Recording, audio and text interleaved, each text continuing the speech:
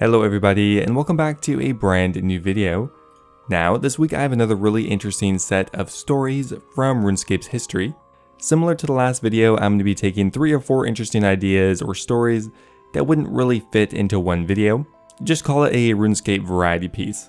Now today, I'm going to be looking at a couple of different stories, primarily a really interesting one back from 2008, where players would actually kind of start a competition to see who could break the rules the most, as at the time Jagex offered somewhat of a currency for doing so.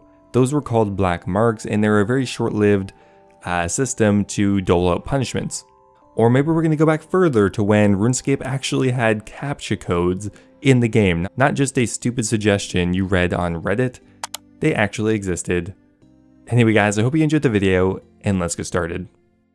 Now, black marks is something that I personally vaguely remember as I was playing at the time. They existed sometime between 2006 and 2009. The exact start date is a little bit unknown, but we do know that they were eventually removed May of 2009. Now, what were black marks? Well, essentially they were a disciplinary measure used to kind of track how many offenses that players had. Certain offenses were worth more black marks, certain ones were worth less. Minor infractions could be worth half a black mark, and more major offenses could be worth multiple. Essentially, if you managed to accumulate 10 black marks on your account could be permanently muted or banned. Now, some black marks were able to be removed from your account if they were a minor infraction, but stuff like real-world trading, that stuff pretty much stuck forever. And now, possibly one of the mistakes with this whole system is they made the black marks viewable in your account settings, which meant pretty much that you could see exactly how many black marks you have accumulated, and because of that, somewhat of a competition was born. How many black marks could you accumulate on an account before it got banned? Now remember I mentioned earlier that at 10 black marks your account could be permanently muted or banned. That doesn't necessarily mean that it would, which means people managed to go well past the 10 black mark threshold. Now, on top of players not necessarily just getting banned outright as soon as they hit 10, there was also some of a lag time between committing the offense and getting your account banned, as the offenses had to be monitored, tracked, go through a queue, someone had to manually review it, and then apply the ban. So between the times of committing the offense and the account getting banned, you were able to stack up a ton of black marks on the account, and there are some crazy accounts out there. Okay, first up here we have a YouTube video of a player having 38 black marks out of 10. The account was of course permanently banned and permanently muted, but we can see all of their offenses, and we can see that these ones were committed actually almost 6 months apart. Now this next player here had 100 black marks out of 10. Definitely pretty high up there. It looks like most of their offenses though were on the exact same day, and that's how they managed to get such a high total. And finally here we have by far the highest amount I've seen, and that is 348 black marks out of 10. They literally have 30 times more black marks than should have taken to get banned. Again, most of the offenses all took place on the exact same day. I'm just kind of impressed that they managed to actually commit that many offenses in a single day. What was this player doing? Now, like I said, eventually the system was disabled, I think partly due to the fact that players were abusing it like this. And I think a punishment system where players are attempting to get banned is probably not doing a very good job. Now, a feature that a lot of players have shown interest in and kind of been asking for a long time is the ability to redo quests. Not for experience of course, but either for the speedrunning community or just to be able to do them again and experience the story again. Now currently I think Jagex is actually considering it, but did you know that this feature actually has already existed in the game a long time ago? Now back when RuneScape Classic was transitioning to RS2, there was a beta, and of course because it is a beta, the whole point of it is to do testing and to make sure everything is working as intended. Now unfortunately one big limitation would be quests, because you can only do them once. And unfortunately a lot of players testing RS2 had already completed most of the quests in the game, as they were some of the more dedicated members of the fanbase.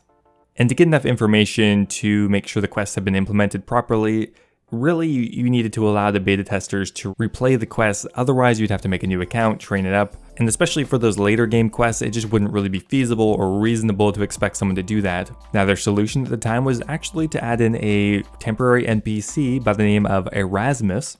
So temporary in fact that I could not even find a picture of him. Only briefly mentioned in some update notes back from March 9th of 2004. where they stated that they have temporarily added an NPC by the name of Erasmus, who is northeast of the Lumbridge Castle. you can speak to him and he will allow you to restart the Legends quest, the Dragon Slayer quest, and the Shiloh Village quest. Now something that's kind of interesting to me is despite the fact that the update notes say that Erasmus is located in Lumbridge, the wiki as well as a few other sources seem to indicate that he's actually located in the Legends Guild, meaning that you needed to complete the Legends quest to be able to restart your quests. Now these may seem kind of random, but at the time these were actually the highest tier quests in the game, because back then we only really had rune armor, and these were kind of the end game quests at the time. So if you had already completed Legends quest, Dragon Slayer, or Shiloh Village, you could talk to this NPC and they would let you redo it. Now Erasmus was only in the game for around 20 days. After that, the full Runescape release came on.